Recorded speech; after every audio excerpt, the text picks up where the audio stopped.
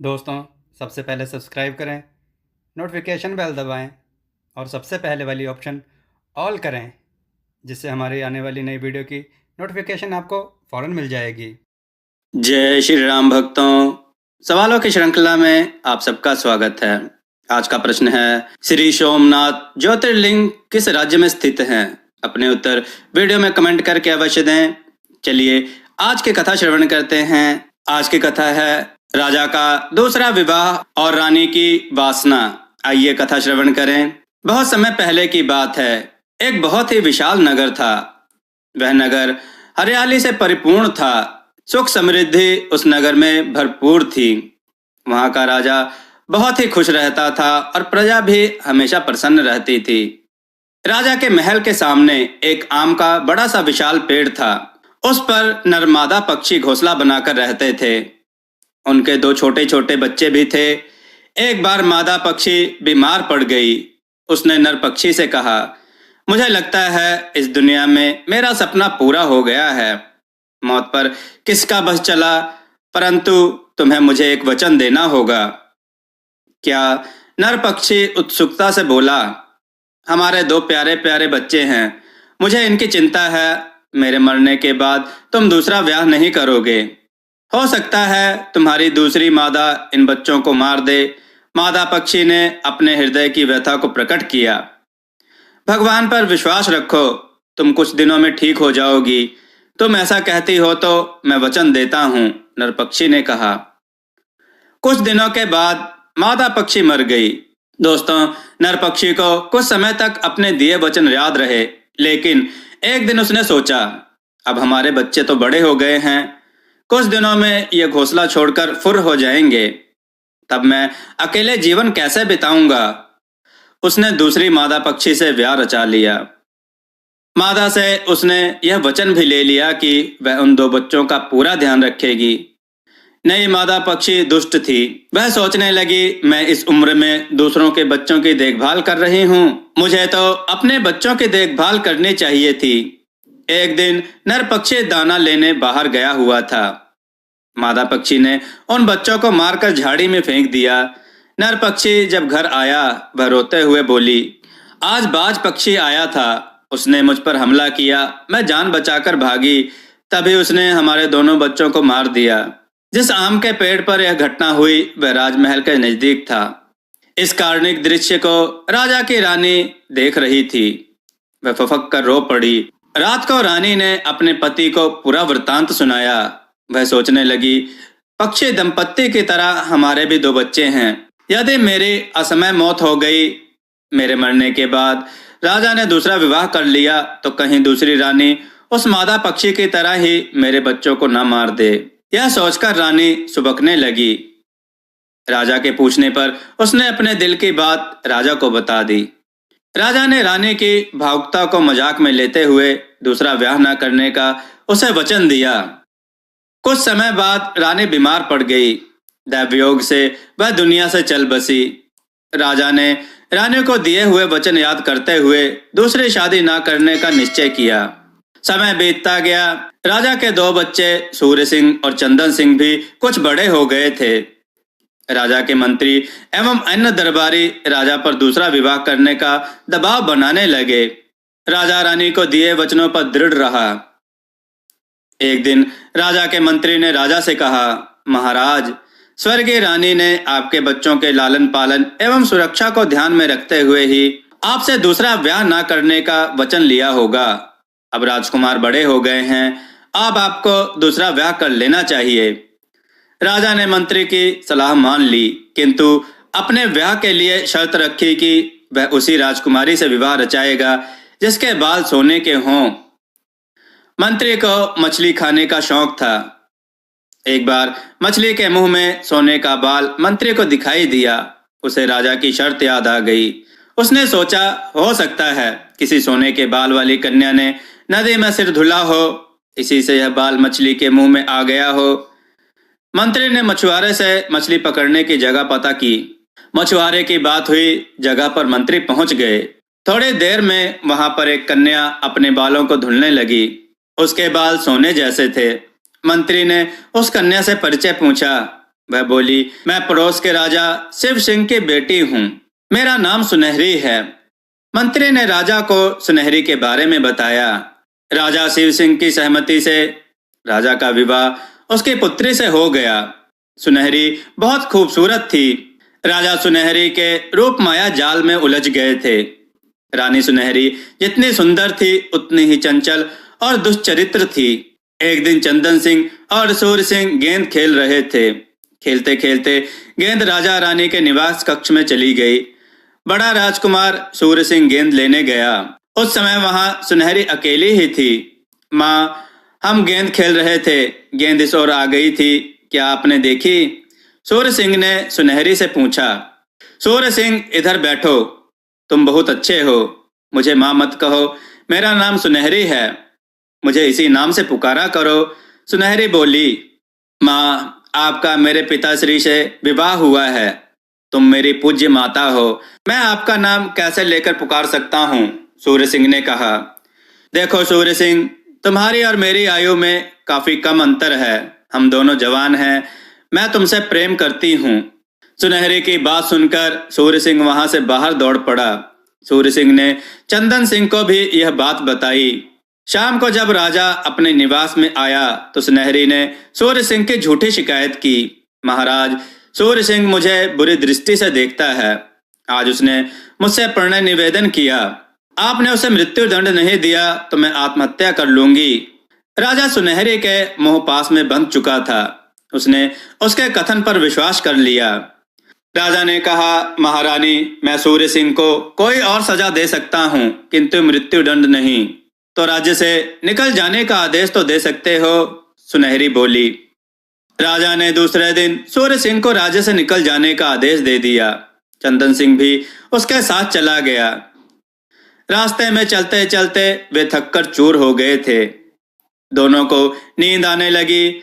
उन्होंने तय किया, बारी बारी से एक भाई उठा रहेगा और दूसरा सो जाएगा। सबसे पहले सूर्य सिंह सो गया और चंदन सिंह उठा रहा। इसी समय आसमान में भगवान शिव और माता पार्वती जा रहे थे।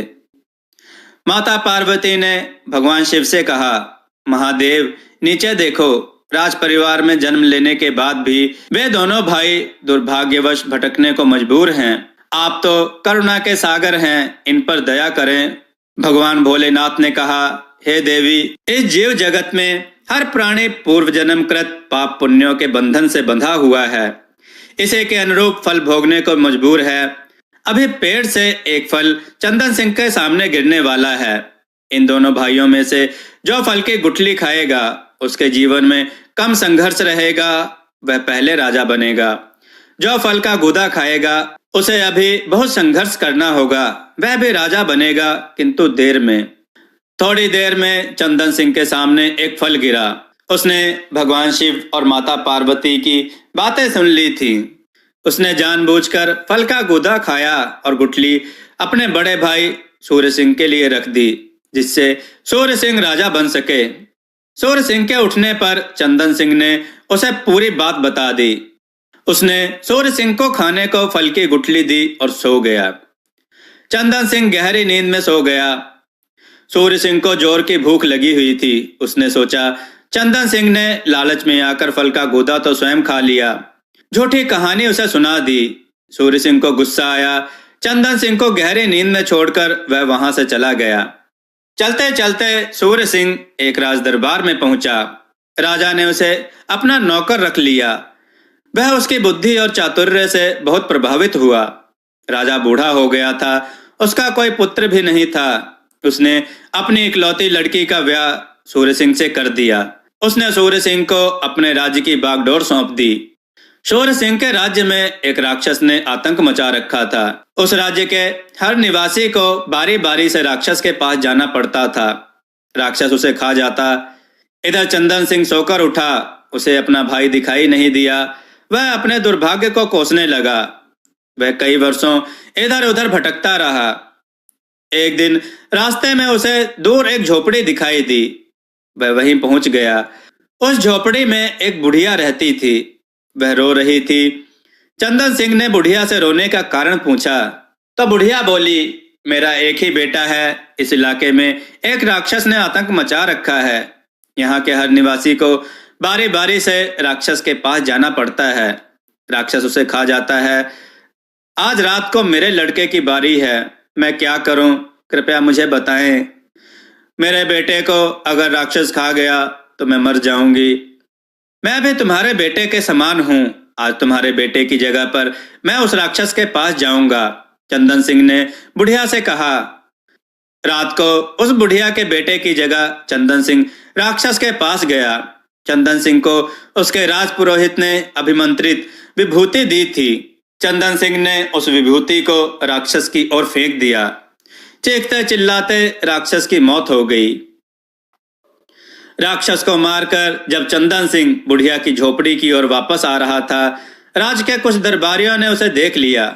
इतनी रात गए तुम कहाँ जा रहे हो? उन्होंने चंदन सिंह से पूछा। चंदन सिंह ने उन्हें राक्षस को मारने वाली बात बता दी। राज दरबारियों ने सोचा, जब राजा को पता चलेगा कि राक्षस को इस राहगीर ने मारा है तो इसे इनाम मिलेगा, इसलिए इस राहगीर को ही मार देना चाहिए। उन्होंने चंदन सिंह को पकड़कर मिट्टी की खान में दबा दिया। वे राजा के पास गए। उन्होंने राजा को बताया, महाराज, हमने मिलकर उस राक्षस को मार दिया है। राजा सूर्य सिंह ने उन दरबारियों को इनाम दिया। उन्हें पदोन्नत भी किया गया। सुबह एक कुम्हार मिट्टी लेने जैसे ही खान पहुंचा, उसे खान की मिट्टी हिलती हुई दिखाई दी। उसने वहां से मिट्टी उठाई तो उसे चंदन सिंह दिखाई दिया। वह बेहोश हो गया था। कुम्हार उसे अपने घर ले आया। उसने उसे होश में आने की जड़ी बूटी दी। वह होश में आ गया। अब चंदन सिंह कुम्हार के साथ रहने लगा। एक दिन चंदन सिंह कुम्हार के साथ नाव में घड़े लेकर जा रहा था। राजा के उन्हीं दरबारियों ने उसे फिर देख लिया जिन्होंने उसे मिट्टी की खान में दबा दिया था। चंदन सिंह के पास आकर वे बोले, भाई, हमें क्षमा कर दो, हमसे भूल हो गई थी। हमारे साथ राज दरबार चलो, हम तुम्हें राजा से इनाम दिलवाएंगे। उन्होंने चंदन सिंह पर चोरी का झूठा आरोप लगाया और उसे जेल में डलवा दिया। जेल डालने से संबंधित फैसले राजा का मंत्री करता था, इसलिए सूर्य सिंह को चंदन सिंह के जेल में होने की जानकारी नहीं थी। राक्षस के मारे जाने के बाद सूर्य सिंह का राज्य निर्विघ्न चल रहा था। एक दिन सूर्य सिंह ने महल के आंगन में पेड़ से एक फल गिरते हुए देखा। उसे चंदन सिंह की याद आ गई। उसे यह भी याद आ गया कि उसके भाई ने फल का गूदा स्वयं खा लिया था और सूर्य सिंह के लिए यह कहकर गुठली दे दी थी कि महादेव जी के अनुसार जो गुठली खाएगा उसके जीवन में कम संघर्ष रहेगा, वह पहले राजा बनेगा। आज उस भविष्यवाणी के सच साबित होने पर सूर्य सिंह की आंखों में आंसू आ गए। सूर्य सिंह ने स्वयं को धिक्कारा कि उसके भाई ने उसके लिए कितना त्याग किया था, और एक वह है जिसने क्रोध में आकर उस भाई को अकेले ही छोड़ दिया था। सूर्य सिंह के मन में चंदन सिंह से मिलने की तीव्र इच्छा पैदा हो गई। उसने सोचा, इतने सालों बाद पता नहीं वह कहाँ होगा। सूर्य सिंह ने राज्य में घोषणा करवा दी कि जो भी व्यक्ति चंदन सिंह का पता लगाएगा उसे मनचाहा इनाम दिया जाएगा। इनाम के लालच में राज्य कर्मचारियों और प्रजा ने चंदन सिंह को ढूंढने की कोशिश की। कोई भी व्यक्ति चंदन सिंह का पता नहीं लगा पाया। राजा सूर्य सिंह को कथा सुनने का बहुत शौक था। साल में एक बार उसके राज्य में कथा सुनाने की प्रतियोगिता भी की जाती थी। उसमें राज्य का कोई भी व्यक्ति, कर्मचारी, यहाँ तक कि जेल में बंद कैदी भी भाग ले सकते थे। राजा को जो कहानी पसंद आती, राजा उसे सुनाने वाले को पुरस्कार देता। इस बार भी कथा सुनाने की प्रतियोगिता का आयोजन हुआ। कैदियों की ओर से चंदन सिंह ने भी कहानी सुनाने की इच्छा प्रकट की। चंदन सिंह की लंबी दाढ़ी उग गई थी। उसे सूर्य सिंह नहीं पहचान पाया। चंदन सिंह ने महल के आंगन में गेंद खेलने से फल की गुठली अपने भाई को देने तक की पूरी कहानी सूर्य सिंह को सुना दी। इसके बाद राक्षस को मारने, मिट्टी की खान में दबाई जाने और झूठे आरोप में जेल में बंद होने तक की भी कहानी सुना डाली। सूर्य सिंह ने अपने छोटे भाई को पहचान लिया। उसे आधे रास्ते में छोड़कर आने के लिए क्षमा मांगी। चंदन सिंह को मिट्टी की खान में दबाने और झूठा आरोप लगाकर जेल में डालने वालों को कठोर सजा दी गई। सूर्य सिंह ने अपने राज्य का आधा भाग चंदन सिंह को दे दिया। दोनों सुखपूर्वक राज करने लगे। दोस्तों, आपको यह कथा कैसी लगी? अपने विचार और सुझाव कमेंट में जरूर दें। हमारे कथाओं को लाइक करें, हमारे चैनल को सब्सक्राइब करना ना भूलें, हमारी कथाओं को शेयर जरूर करें, जिससे लोगों को उत्तम ज्ञान प्राप्त हो। जय श्री राम भक्तों।